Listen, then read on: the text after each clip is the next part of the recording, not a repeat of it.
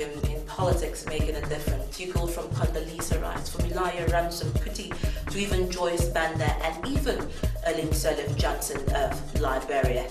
Women in politics have become an agenda that has been most thriving in every Nigerian mind, especially that of the women. Gender Agenda is a women empowerment political talk show that seeks to address the state of nationhood, governance and policy making for the Nigerian woman.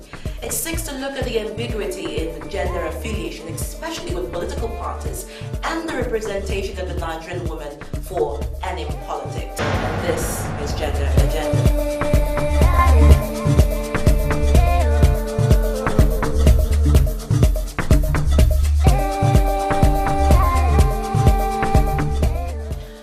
Welcome to Gender Agenda. My name is Adora Onyekere. Thank you for joining us today. Now, last week we looked at the role of the common place for the woman in the common environment, and I'm talking about rural women, even those who work in the urban centers like the market women traders and maybe even the hair braiders. You watched them in that Femme File segment last week. Today we're looking at gender justice and women empowerment. For how long we have continued to talk about women equity.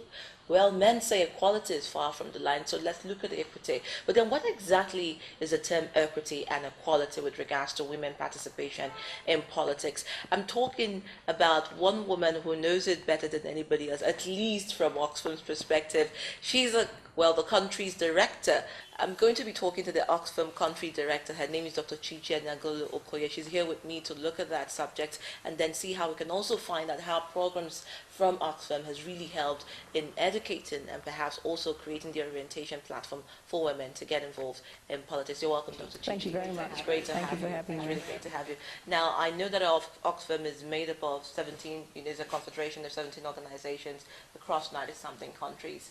Now, if you look at Oxfam's reach so far, and you're talking about gender, I know you have the G20 gender equality as well.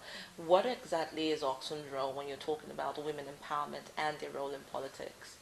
Well, for Oxfam, women are the center of everything that we do, because ultimately what Oxfam wants to do is to eliminate poverty. I know it sounds like a grandiose plan, but it is one that we have constantly at the back of our mind, and we believe that it is possible to end at least extreme poverty. And to be able to do that, then you have to really focus your programming on women, because the poorest of the poor often are women, and of course within that even girls. So Oxfam is very interested in women's empowerment, in women's political participation, because it is only when you have voice that you can change the situation of your life. It is very, that's not to say that there are no men who are gender sensitive, but the truth of the matter is that you are more likely to improve your situation if you have a chance, to design programs and policies that affect your life. So Oxfam is really interested in getting women at the decision-making levels, both at the international level and the local level, the national level, and way down at the grassroots level. Because and that's the beauty of democracy, that it gives a chance for ordinary people to participate. So when democracy works well, it really benefits usually the most vulnerable, which are women. Indeed. Now, I know that you do the Amal program for Yemen, Tunisia, and I think Morocco as well, which is an empowerment program to create confidence in women. And I think Amal in Arabic means hope, to a lot of people. What is the essence of that, and is there a replication of that also in Africa, looking at Nigeria as a whole? Because we see louder voices from the men than we see from the women. Yeah, there's been a lot of programs, of women's empowerment program, but of course the problem is huge. If you go to every country, women are marginalized. So while Oxfam is really doing the best that it can, the resources are limited, the problems are huge, but we continue to amplify the voices of women along with other, like-minded organizations. In Nigeria, we've also taken that as a priority. So one of the focal things that Oxfam in Nigeria does is women's political participation. We want to ensure that more women, get into positions of office. But also more importantly, that women understand what it means to be in political office. Because we have, at least in the recent past, gotten a lot of, gotten a lot more women. I mean, in terms of percentages, it's absolutely nothing. But there's been a lot more women in political positions, and we're getting increasingly concerned that even women themselves are beginning to say, well, what difference has that made? And so we recognize that it's important that when women are in positions of authority, that they understand that they're not just there for themselves, that they are there, to continue the women's agenda, to amplify the women's agenda. A lot of times women in political positions think, well, I didn't get here because I'm a woman. Indeed. I'm here, in my own right. Well, maybe, but the issue is that you're there, representing a minority, so to speak. And so even if you think you didn't get there because you're a woman, it is still your responsibility, to try and raise a women's voice and to raise a women's agenda. It's a bit like having an African American saying, I'm not here because I'm a black person. Indeed. And trying not to do anything to, constantly, to totally distance him or herself from the African American agenda. You just don't do that. And so we're recognizing that it's just not enough to have women in positions of authority, but also that they recognize the huge burden that comes with that, or the huge responsibility that comes with that, and hopefully get them to be a little bit more responsive to the women's issues.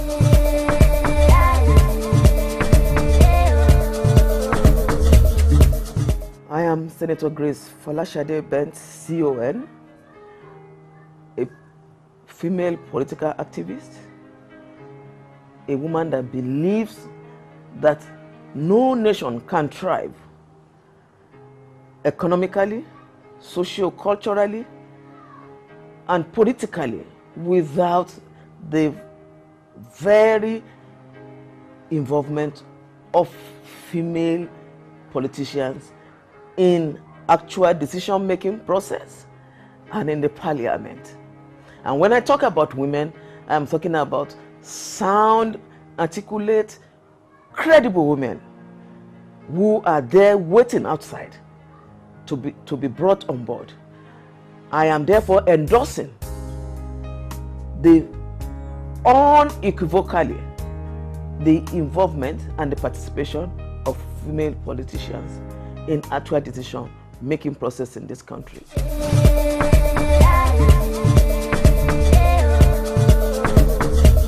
Now, the amount program still talking about is it started 2012. It's going to end in 2015, I suppose. Now, after that, what next? Because then that's just for the Arab, the Tunisia, Morocco, and Yemen. You also have the G20, program, which is endorsed by different, organizations. Let's come down to Nigeria. Now, a lot of women will argue with you that it's not a problem of representation, it's acceptability by political parties. Now, you see where you have lots of women leaders, but that's all they get. Most of the political parties, whereas you have 70% of the world population are women, and most of them are poor, and only women can actually understand their own plight. What is the role of Oxfam also engaging with politics in the political parties to see how they can also create platforms for women? Well, the Nigeria is slightly different. It's slightly difficult in the sense that because we have a presidential system that is very much mirrored along the American lines, every single position is contested. Unlike in a parliamentary system where the party wins and then they appoint positions. So you find that a lot of countries that have the parliamentary system or a combination of both tend to do a little bit more for women, because then the party can then influence who is in office. In Nigeria, because every position is contested, parties want to put their best foot forward, so to speak.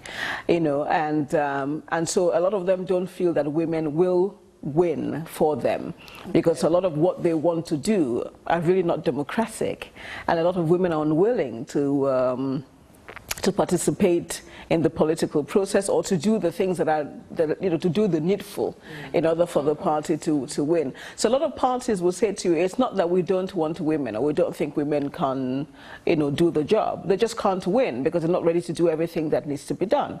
That takes us to a separate to the next level, to say, well, why do we have a politics in which it is not issues, it is not democratic principles that are actually, ruling and ensuring that this is the way, things are done. So part of what we're trying to do is exactly what you said, to engage with the political political parties, to engage with INEC. The last time the director for Oxfam Novib was in Nigeria, she met with the INEC chairman, and some of the programs that we're supporting, it also includes working with political parties. But like I said, it is difficult. And that takes me to a next thing that, in Nigeria, a lot of women, and it's not their fault because this is the politics that we play. Everybody is looking to be given something. The political parties will not give women space. Women have to take it. Women have to forge that space for themselves and, ensure that they are that their voice is heard. So all we have been doing have been begging for 35% and begging, for inclusion in this and begging for this. When you're the majority, you don't beg, you take. And that for me is another important aspect of trying to get women in political parties to really begin to look at, the agendas of their parties and to say, well, where do we belong? It's going to be difficult for you and I to do, even with an Oxfam with all our intentions. It is the women who are in politics who need to create space for themselves, who need to begin to organize within the political parties and to say, we no longer want to be the dancing wing of the political parties or the singing wings or the cooking wings of the political parties. So the women in political parties, really are the ones who have to, to push that agenda, to push their parties, to push the leadership, to stop only taking positions that are the women leader. Because for most political parties, there's nowhere else that women feature. Why can't women be the head of a political party? Why can't they be the chairperson of a political party? Why can't they take on some of the critical positions? So I really think so part of what Oxfam is doing is also getting women to register in political parties, because without a critical mass in the political party, you can't change things. And sometimes I go to the level of saying maybe it's time to have a strike in the political parties. You know what I mean? To say if you don't give us this, we're going to put down the party. So I do agree that there is a space for development organizations, but development organizations can only support what women themselves who are in parties are doing. And I think that the women in parties really need to step up the game.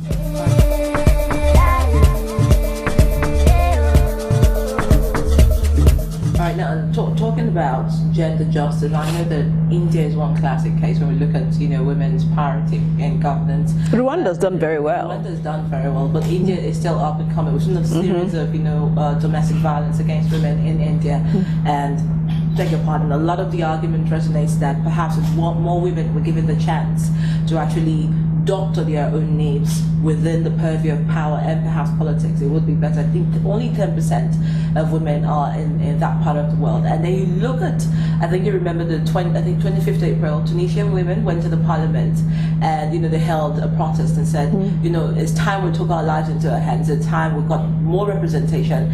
Out of all the 520 something, parliament representatives, only about 20 something or 15, and that's poor. So let's look at raising her voice, which is one of the things that you do.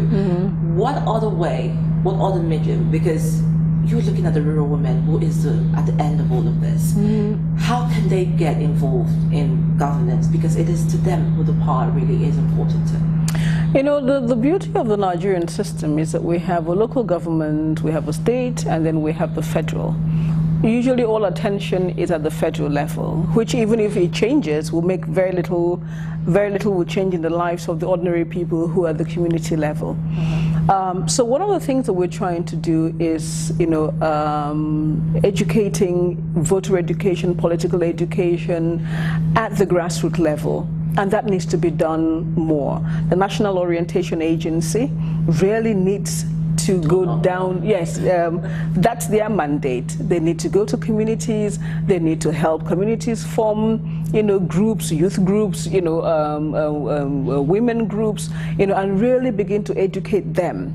And then people need to get involved with the local politics.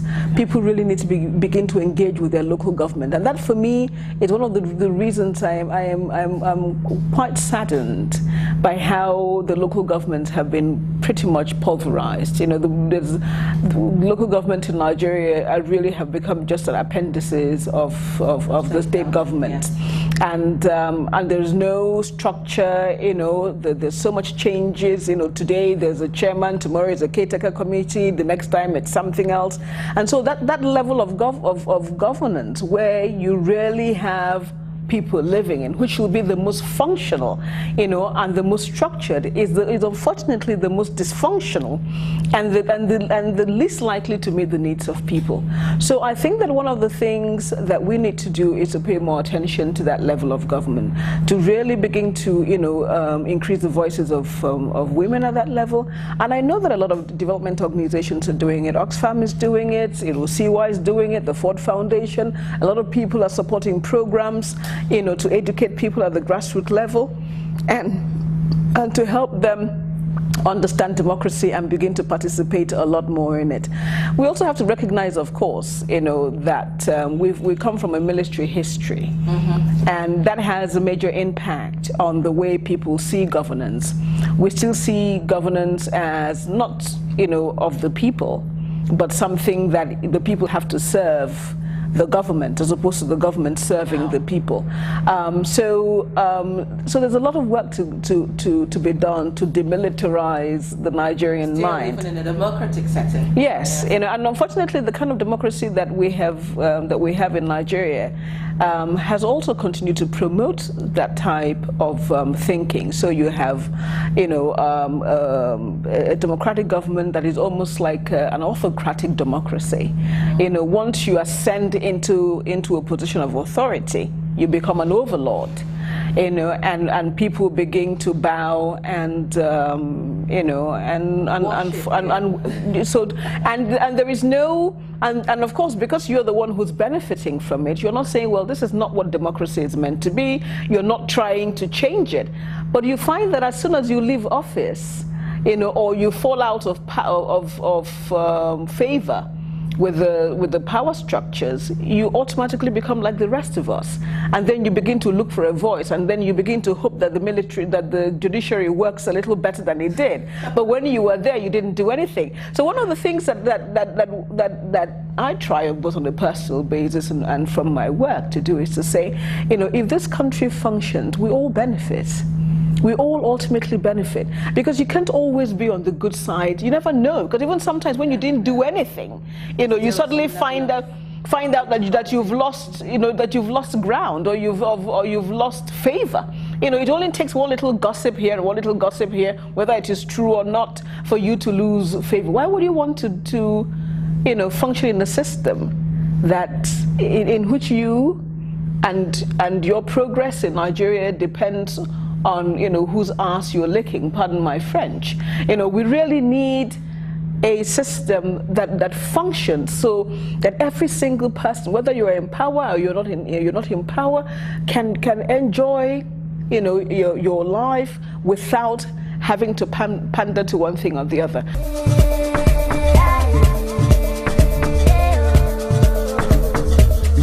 Let me talk about your country gender focal coordinator, Boyowa Robots. She talked about a leadership, orientation, some sort of, platform where women can be taught leadership, which is something she said is being discussed with stakeholders to implement through Oxfam. Now, we see a lot of young girls. Now, let's talk about girls, lapping and wanting mentorship from women in government, and they seem to not have anyone they want to look up to as a role model. Now, how do we begin that education and bridging that education gap and that orientation gap between the girl child and the woman in government, teaching her and passing down the trends that politics is actually rewarding if you do understand that it has to be about capacity, because everybody thinks it's about being the first lady or being in some, some ministry and having power. How do we cross that gap? Well, I have to say that quite a bit is happening. I was at the WinBiz conference, the Women in Business in Lagos, and I was really heartened to find that there was a lot of women who are in business, the private sector, really very interested in building the capacity of young people. So it's happening in the private sector. I think the problem with the government sector is that maybe the issue has not really been raised. I think it's a very important thing that women who are in politics need to mentor other people. But I think also maybe, again, like I said, it's the nature of our politics, the fact that people are that the politics itself is so time-consuming, and so intriguing that a lot of times the women are not able to step aside and say, okay, what else can I do for my community? And I think that's where the media comes in, development organizations come in to really help bridge that gap. Thank you so much, Dr. Chichi. It was grand talking to you. A lot of insights and a lot of information. In fact, if you go across the world, you see people, even youths have tinkered with the idea, oh, I want to be an independent candidate. And I say to them, who are they? Because at the end of the day, you have the ruling class will tell you about godfatherism and, someone putting you up. And of course, capital plays a huge impact when it comes to stomach infrastructure with politics in Nigeria. So I think maybe what we would also understand is to work on existing structures and maybe build templates where the laws are more amicable with the women as well. Thank you so much. Thank you. It was grand talking to you. I've been talking to Dr. Chichi Anogolu Okorie, and she has said one thing. She said, well, it is better that we understand that democratic education is still lacking, and then look at how well best that the political parties can fit into education and into orientation. For the women, equality and equity in government participation is the beginning of development and empowerment, because across the world, 70% of women are poor, and they are the ones who will handle their families. And if they cannot get a voice, then we are yet to begin. My name is Adora Onyechere. Join me again next week on Gender Agenda. Bye for now.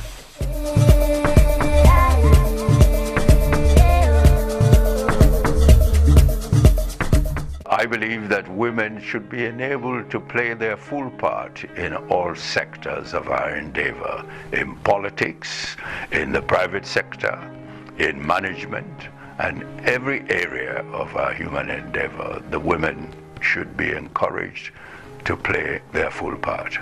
The video you're about to watch is called 1 Million Voices. Voices of women around the world standing up and standing against domestic violence. This has got to end. This has got to end now.